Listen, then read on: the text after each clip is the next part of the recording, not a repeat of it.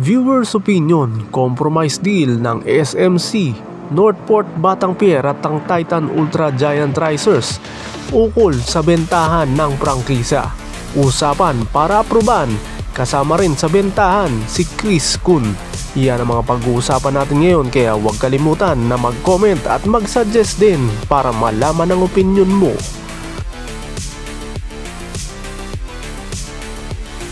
Marami ang nagulat sa trade na nangyari nitong nakalipas na araw, kung saan tuluyan nang napunta sa Magnolia Chicken Templados Hotshots ang rookie ng Titan Ultra Giant Racers na si Chris Kun, kapalit ni Aris Junicio na 6 na taon na sanang nasa Magnolia Chicken Templados Hotshots bago inaprubahan ang sinasabing revised 1-on-1 trade.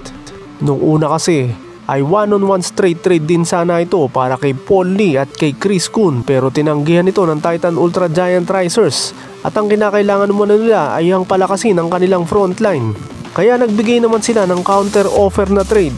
sa Magnolia Chicken Templados Hotshots, kung saan pumapayag sila na ibigay si Chris Kun at isinama pa ang PBA playing rights ni Greg Slaughter para makakuha naman sila Paul Lee at James Laput na tinatarget ng Titan Ultra Giant Racers. Agad-agad yun tinanggihan ng Magnolia Chicken Templados Hotshots at sa halip nga si Aris Junicio ang inoffer ng nasabing koponan para makuha itong si Chris Kun mula sa Titan Ultra Giant Racers, na agad naman pinagkasunduan at agad-agad na pinasa sa PBA Trade Committee at mabilis pa sa alas 4 inapruban yun ng walang kahirap-hirap. Pero ang hindi nalalaman ng napakaraming fans ng basketball, lalong-lalo na sa PBA, na ito palang pagkuha kay Chris Kun via trade mula sa Titan Ultra Giant Racers ng Magnolia Chicken Templados Hotshots ay isang compromise deal sa pagitan ng dalawang koponan, partikular na ang SMC at ang dating may-ari ng prangkisa ng Titan na Northport Batangpier. Bago pa man kasi mag-declare sa draft itong si Chris Kun, at tahimik nang nagkakaroon ng bentahan sa pagitan ng Northport Batangpier at Titan Ultra Giant Racers o Pure Blends noong mga panahon na yon,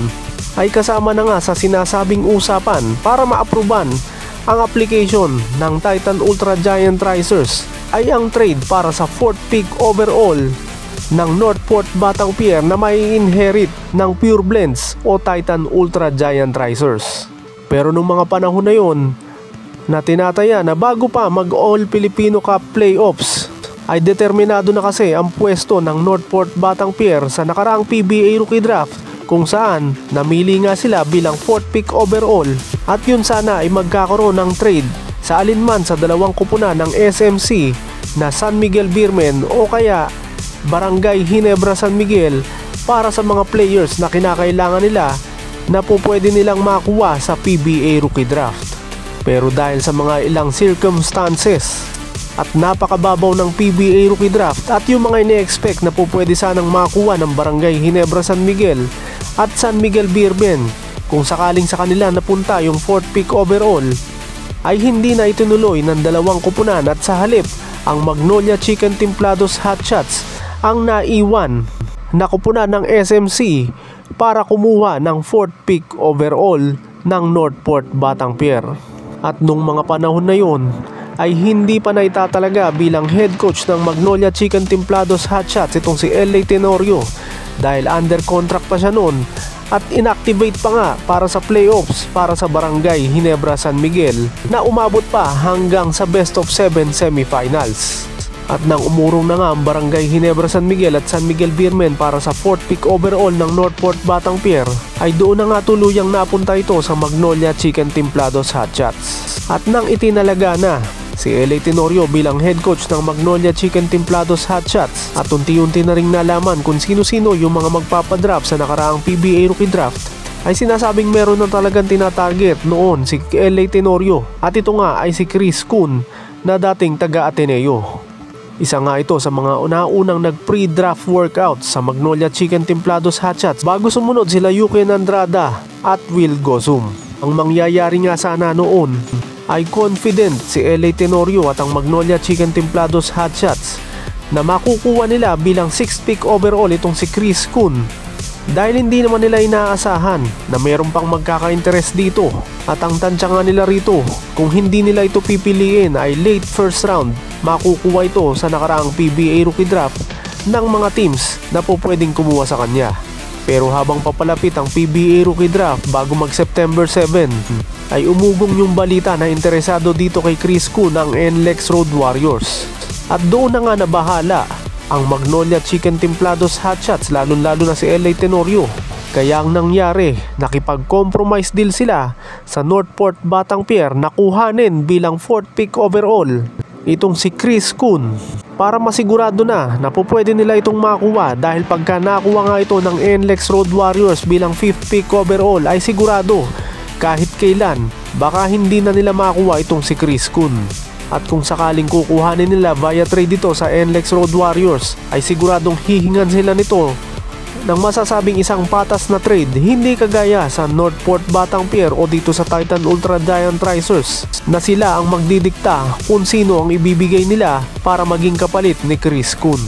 Kung inyong matatandaan, ilang tune-up games na ang nalaro nitong si Chris Kun sa Northport Batangpier, pero hindi pa pala ito nakakapirma ng kontrata sa Titan Ultra Giant Racers. Ito nga dahil nga inaayos pa ng SMC Northport Batangpier ang bibili nga ng prangkisa nito na Titan Ultra Giant Racers. Kung papaano ang gagawin nila kay Chris Kun, na agad-agad ba nila itong ite-trade papunta sa Magnolia Chicken Templados Hotshots, o hahayaan muna nila itong mahinog sa nasabing bagong kupunan bago nila tuluyang i-harvest na sinasabi. At kapag nahinog na nga ay saka pipitasin ni Coach LA Tenorio sa Magnolia Chicken Templados Hotshots. At nang formal ng apruban